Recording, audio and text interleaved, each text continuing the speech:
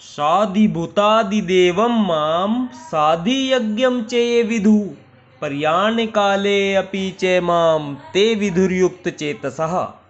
भगवान श्री कृष्ण कहते हैं कि हे अर्जुन, जो मुझ परमेश्वर को मेरी पूर्ण चेतना में रहकर मुझे जगत का, देवताओं का तथा समस्त यज्ञ विधियों का नियामक जानते हैं, वे अपनी मृत्यु के समय भी मुझ भगवान को जान और समझ सकते हैं। तात्पर्य जानेंगे। कृष्ण भावनामृत में कर्म करने वाले मनुष्य कभी भी भगवान को पूर्णतया समझने के पथ से विचलित नहीं होते। कृष्ण भावनामृत के दिव्य सानिध्य से मनुष्य यह समझ सकता है कि भगवान किस तरह भौतिक जगत तथा देवताओं तक के नियामक है।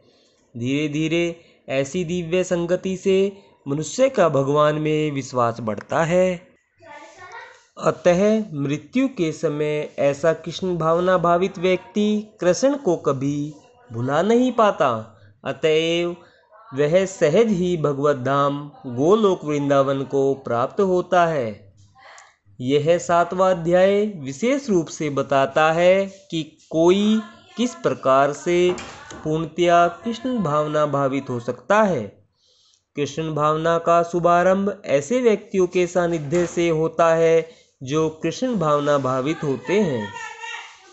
ऐसा सानिध्य आध्यात्मिक होता है और इससे मनुष्य प्रत्यक्ष भगवान के संसर्ग में आता है और भगवत कृपा से वह कृष्ण को भगवान समझ सकता है।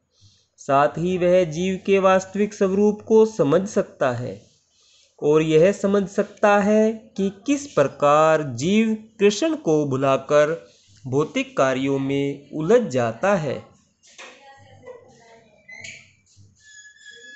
सत्संगति में रहने से कृष्ण भावना के क्रमिक विकास से जीव यह समझ सकता है कि किस प्रकार कृष्ण को भुलाने से वह प्रकृति के नियमों द्वारा बद्ध हुआ है। यह वह भी समझ सकता है कि यह मनुष्य जीवन कृष्ण भावनामृत को पुनः प्राप्त करने के लिए मिला है। अतः इसका सदुपयोग परमेश्वर की अहेतुकी कृपा प्राप्त करने के लिए करना चाहिए। इस अध्याय में जिन अनेक विषयों की विवेचना की गई है वे है दुख में पड़ा हुआ मनुष्य, जिज्ञासु मानव, अभावग्रस्त मानव, ब्रह्म ज्ञान, परमात्मा ज्ञान, जन्म, मृत्यु तथा रोग से मुक्ति एवं परमेश्वर की पूजा। किंतु जो व्यक्ति वास्तव में कृष्ण भावनामृत को प्राप्त है वह विभिन्न विधियों की परवाह नहीं करता। वह सीधे कृष्ण भावनामृत के कार्यों में प्रवृत्त होता है और उसी से भगवान कृष्ण के नित्य दास के रूप में अपनी स्वाभाविक स्थिति को प्राप्त करता है।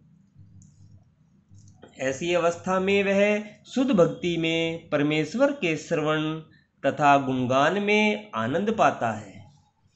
उसे पूर्ण विश्वास रहता है कि ऐसा करने से उसके सारे उद्देश्यों की पूर्ति होगी। ऐसी दृढ़ श्रद्धा दृढ़ व्रत कहलाती है और यह भक्ति योग या दिव्य प्रेमा भक्ति की शुरुआत होती है। समस्त शास्त्रों का भी यही मत है। भगवत गीता का यह 7वां अध्याय इसी निश्चय का सारांश है।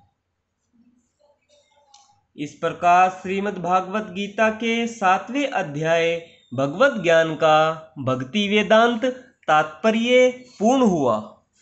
राधे राधे भक्तजनों, जय श्री कृष्णा। आज हमने श्रीमद् भागवत गीता के 7 अध्याय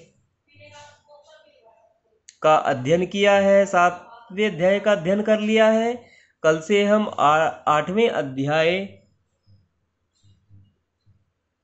का आनंद लेंगे। राधे राधे, जय श्री कृष्णा।